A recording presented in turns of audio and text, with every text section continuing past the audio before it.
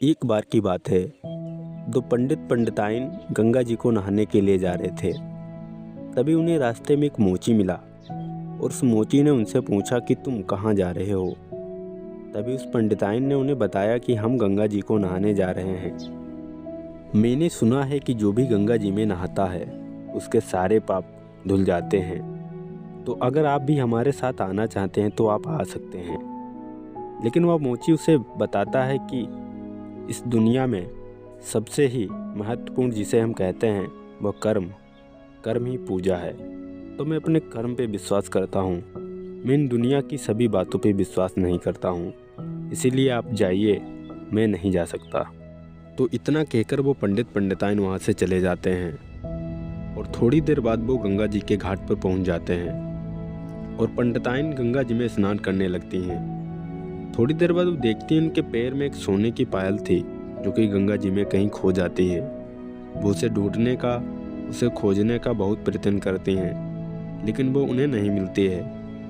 बाद में वे बहुत रोती हैं और अभद्र सी गालियाँ देती हैं और कहती हैं क्या फ़ायदा था यहाँ आने का जो मेरी सोने की पायल गिर गई।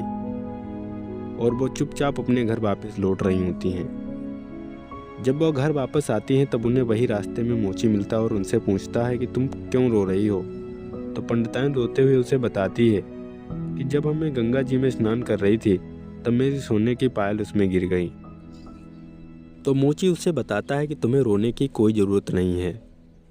तो उसके पास एक कटोरा होता है और उसमें पानी भरा होता है जिससे वह जूते साफ करता था।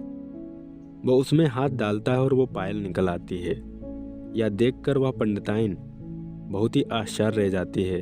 वह कहती है ये तो पायल मेरी गंगा जी में गिर गई थी, फिर आपके पास यह कैसे आई है। वह मोची उसे बताता है कि जब तुम यहाँ से गुजर रहे थे तो तुम में मैंने एक खास बात देखी।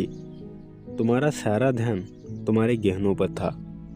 तो सबसे ज़्यादा तुम्हें चिंता अपने गहनों की थी कि ये कहीं गिर ना जाएं।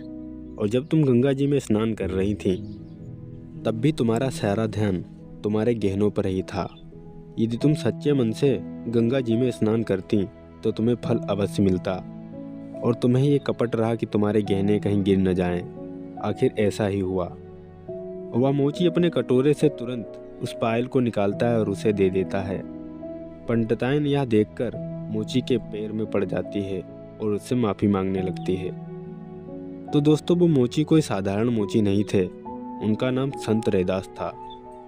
इस कहानी की बहुत ही इम्पोर्टेंट कहावत है जिसे हम कहते हैं कि मन चंगा तो कठौती पे गंगा।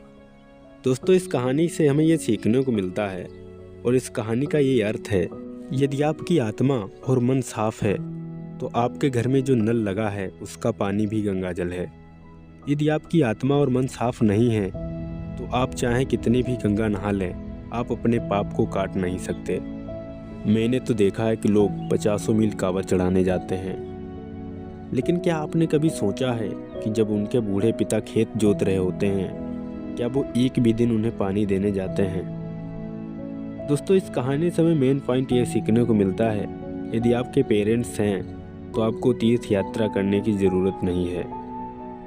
दोस्तों अगर आप हमारी आवाज़ पहली बार सुन रहे हैं तो हमारे चैनल को ज़रूर सब्सक्राइब कीजिए और कहानी आपको कैसी लगी हमें कमेंट करके ज़रूर बताएं और वीडियो को भी ज़रूर लाइक कर दीजिए। मैं मिलता हूँ ऐसी मोटिवेशनल और एजुकेशनल वीडियो के साथ। तब तक के लिए जय हिंद, नमस्कार।